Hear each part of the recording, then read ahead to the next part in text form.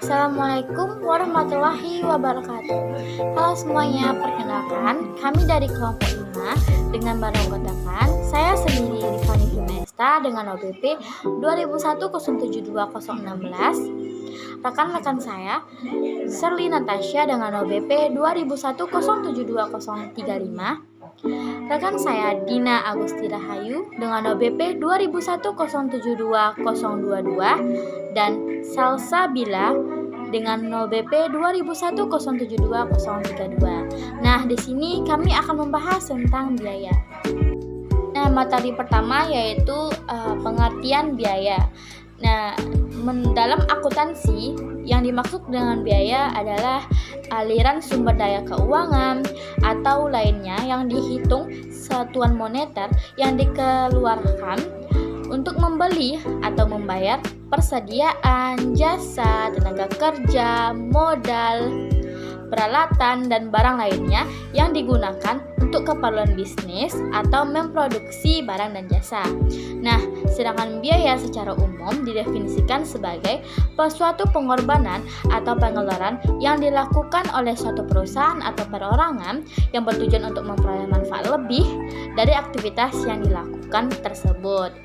Nah, sedangkan biaya menurut Mulyadi, biaya adalah pengorbanan sumber ekonomis yang diukur dalam satuan uang yang telah terjadi, sedangkan terjadi atau yang kemungkinan akan terjadi untuk tujuan tertentu. Nah, sedangkan menurut Supriyono, biaya adalah harga perolehan yang dikorbankan atau digunakan dalam rangka memperoleh penghasilan atau revenue yang akan dipakai sebagai pengurang penghasilan. Pembahasan selanjutnya tentang perbedaan cost dan expense. Kita tahu cost artinya biaya dan expense artinya beban.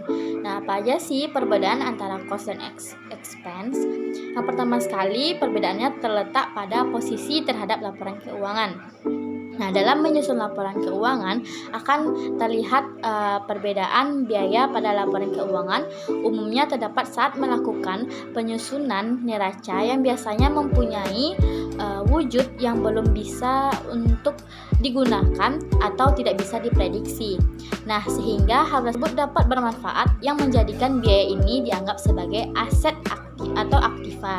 Nah, sedangkan beban umumnya muncul pada laporan keuangan yang terdapat dalam penyusunan laporan laba rugi. Nah, beban akan muncul ketika pengeluaran yang digunakan dan tidak memberikan manfaat di masa depan yang mempunyai periode tidak lebih dari 1 tahun. Nah, yang kedua yaitu periode akuntansi. Nah, biaya ini mempunyai periode waktu yang lebih lama atau bisa jadi lebih dari 1 tahun dan sehingga dianggap sebagai bagian dari pengeluaran modal. Nah, dalam hal ini pengeluaran modal yang dikeluarkan mempunyai tujuan untuk memperoleh aset tetap.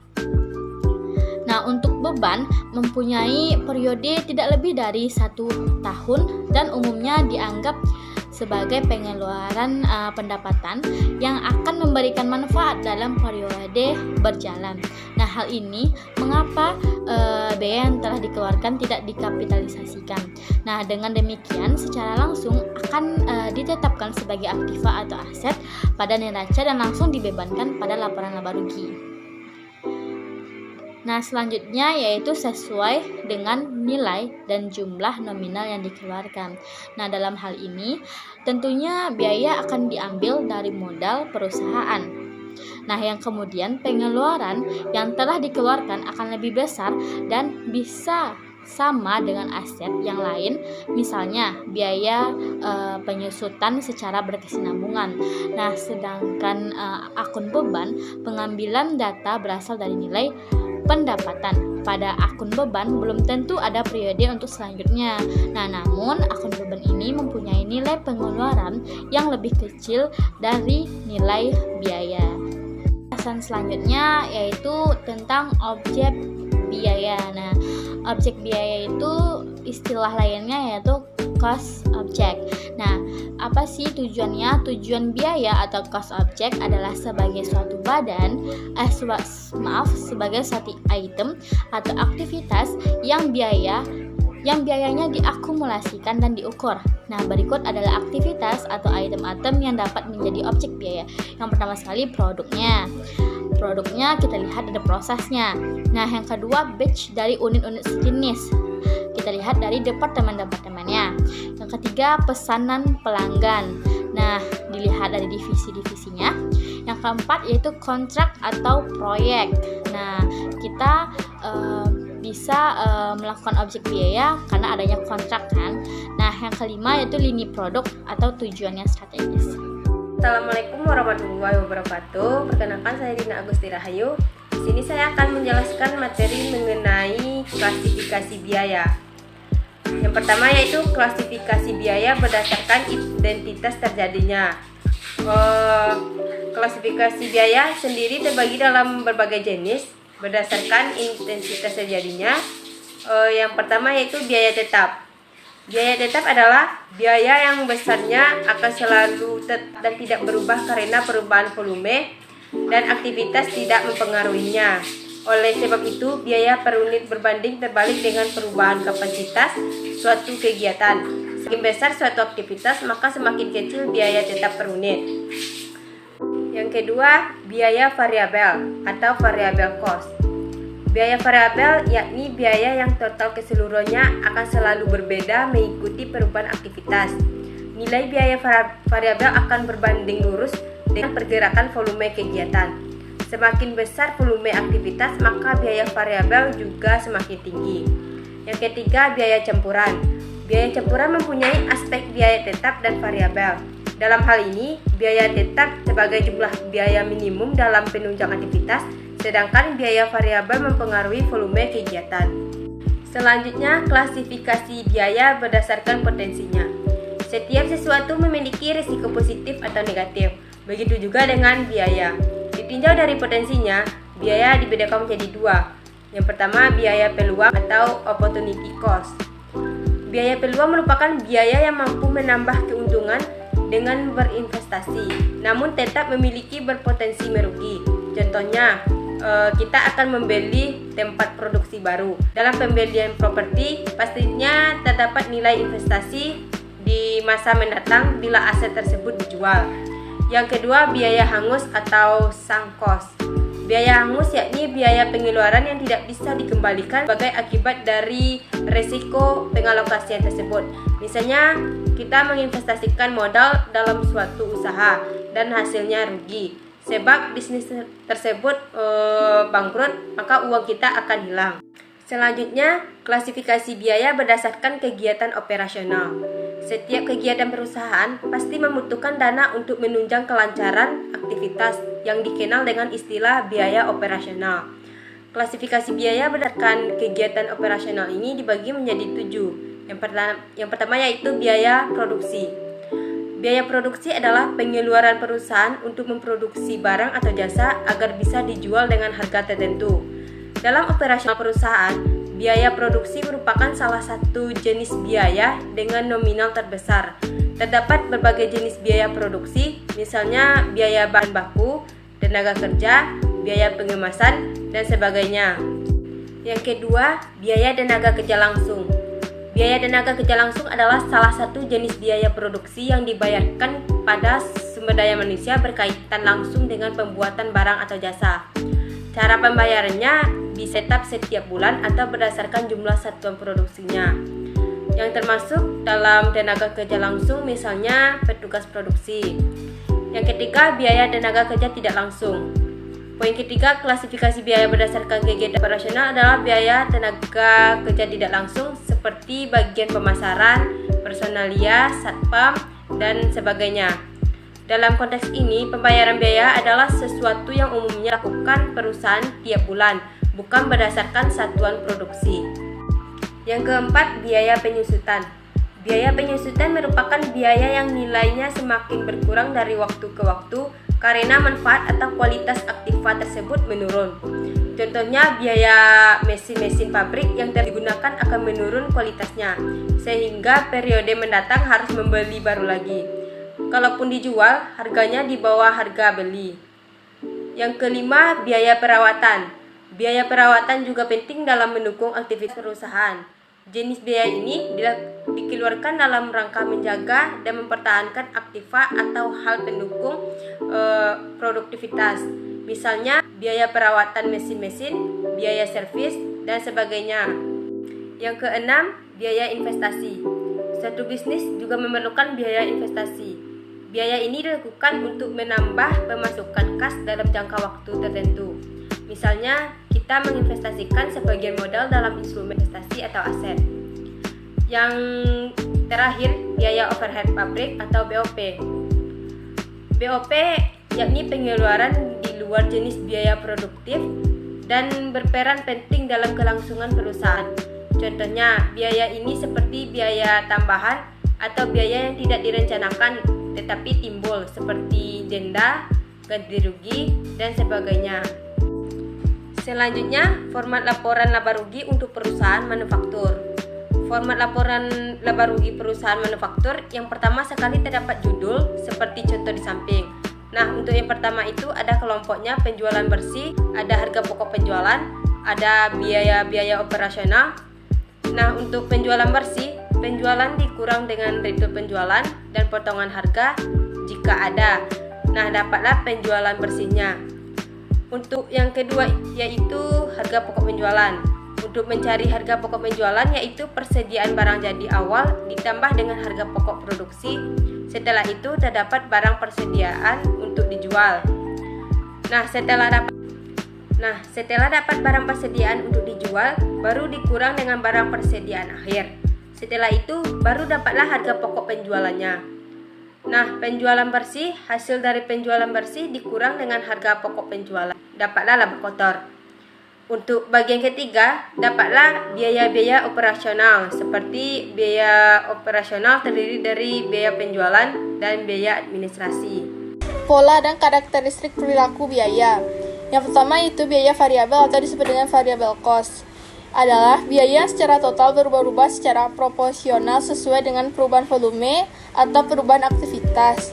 Yang kedua yaitu biaya tetap atau fixed cost, yaitu biaya secara total tidak berubah meskipun volume produksi bertambah atau berkurang.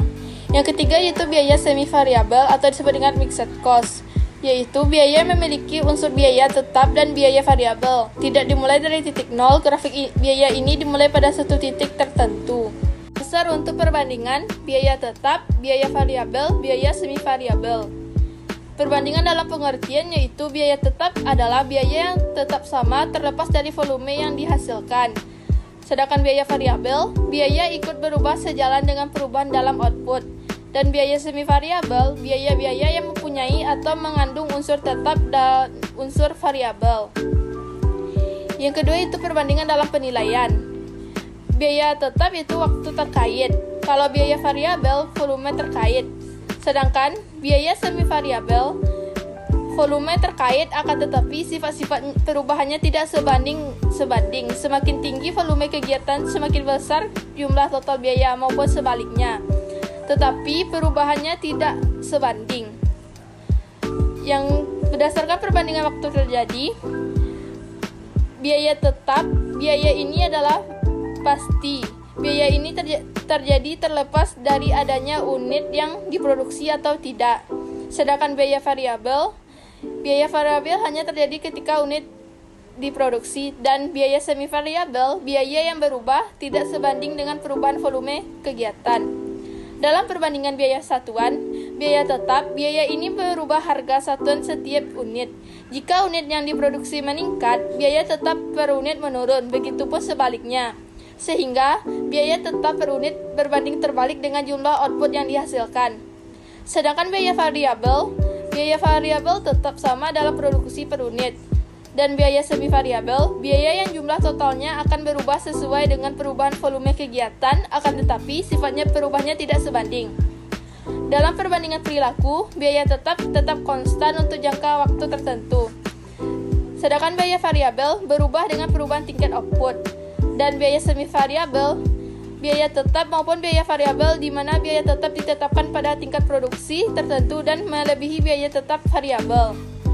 Perbandingan dari kombinasi dari biaya tetap, overhead produksi tetap, biaya administrasi tetap, biaya penjualan tetap, dan distribusi overhead. Sedangkan biaya variabel, bahan langsung, tenaga kerja langsung, variabel produksi overhead, variabel penjualan, dan distribusi overhead.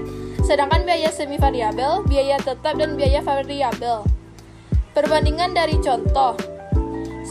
Biaya tetap contohnya seperti penyusutan, sewa, gaji, asuransi, pajak, dan lain-lain. Sedangkan biaya variabel contohnya yaitu bahan baku, upah, komisi, penjualan, biaya pengepakan, dan lain-lain. Dan biaya semi variabel contohnya itu biaya listrik, air, gas, bensin, batu bara, pemeliharaan, biaya pensiun, pajak, penghasilan, biaya perjalanan dinas, dan biaya representasi. Berikut contoh dari grafik rentan relevan. Metode pemisahan biaya. Metode pemisahan biaya terdiri dari 5. Yang pertama itu metode perkiraan langsung. Metode perkiraan langsung hanya dapat dipakai pada keadaan tertentu, di mana perhitungan unsur-unsur biaya secara kuantitatif tidak dapat dilakukan karena satu sebab. Yang kedua, metode tinggi rendah. Dari geometri dasar, kita mengetahui bahwa 2 titik diperlukan untuk menentukan suatu garis. Sekali kita mengetahui 2 titik pada suatu garis, maka persamaannya dapat ditentukan. Ingat bahwa F, komponen biaya tetap, adalah perpotongan garis jumlah biaya, dan bahwa V, biaya variabel per unit, adalah kemiringan garis. Dengan 2 titik tersebut, kemiringan dan perpotongan dapat ditentukan. Yang ketiga, metode diagram pencar. Yang pertama kali harus dilakukan adalah metode diagram pencar adalah mengumpulkan data dari sejumlah biaya-biaya masa lalu pada berbagai tingkat kegiatan. Kemudian, data tersebut digambarkan dalam grafik 2 sumbu. Sumbu vertikal atau sumbu Y untuk menggambarkan biaya, sedangkan sumbu horizontal atau sumbu X untuk menggambarkan tingkat kegiatan. Yang keempat, diagram korelasi. Metode pemisahan biaya dengan menggunakan konsep statistik korelasi. Fungsi matematis dibuat berdasarkan analisis hubungan antara 2 variabel, yakni variabel Y yang mewakili biaya dan variabel X yang mewakili suatu kegiatan. Yang kelima itu metode matematis. Metode pemisahan biaya dengan menggunakan konsep matematik di mana Y sama dengan A ditambah BX.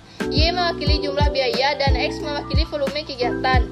B mewakili biaya tetap dan B mewakili biaya variabel per unit. Penyusunan fungsi matematis dilakukan dengan memperhatikan sifat dan karakteristik biaya. Perkenalkan, saya Serdi Natasha. Di sini saya akan menjelaskan mengenai estimasi biaya. Biaya estimasi merupakan salah satu aktivitas paling penting yang dilakukan oleh akuntansi manajemen dalam mendukung strategi perusahaan. Estimasi biaya merupakan pengembangan hubungan yang baik antara objek biaya dengan pergerakan biaya untuk tujuan memprediksi biaya. Selanjutnya, tahap estimasi biaya. Ada 6 tahap pada estimasi biaya. Tahap 1 yaitu mengidentifikasikan objek biaya yang akan diestimasikan. Meskipun tampaknya merupakan hal yang mendasar, mengidentifikasi biaya tertentu akan diestimasikan dengan dilakukan secara hati-hati. Tahap 2, menentukan pergerakan biaya. Mengidentifikasikan pergerakan biaya adalah tahap terpenting dalam mengembangkan estimasi biaya. Mungkin terdapat sejumlah pergerakan biaya yang relevan, tetapi beberapa pergerakan biaya tidak tampak jelas. 3. Tahap mengumpulkan data yang konsisten dan akurat. Konsisten berarti setiap periode data yang dilakukan menggunakan dasar akuntansi yang sama dan seluruh transaksi dicatat dengan tepat berdasarkan periode. Tahap 4. Membuat grafik data. Tujuan pembuatan grafik adalah untuk mengidentifikasikan pola yang tidak umum. Adanya pergerakan atau ketidaklinearan data harus diberikan perhatian khusus dalam mengembangkan estimasi. Tahap 5. Memiliki dan menggunakan metode estimasi. 2 metode estimasi yang disajikan pada bagian berikutnya berbeda kemampuannya. Dalam memberikan estimasi biaya, yang paling akurat tidak dibandingkan dengan biaya, keahlian, dan sumber daya yang digunakan. Akuntansi manajemen memiliki metode yang memiliki tingkat ketepatan atau pertukaran biaya terbaik terhadap tujuan estimasi. Tahap 6, menilai keakuratan estimasi biaya. Tahap terakhir yang paling penting dalam estimasi biaya adalah mempertimbangkan potensi kesalahan estimasi yang dibuat. Berikut contoh dari estimasi biaya. Inilah hasil presentasi dari kelompok 5. Salah dan janggalnya kami mohon maaf. Wabillahi taufiq wal hidayah. Wassalamualaikum warahmatullahi wabarakatuh.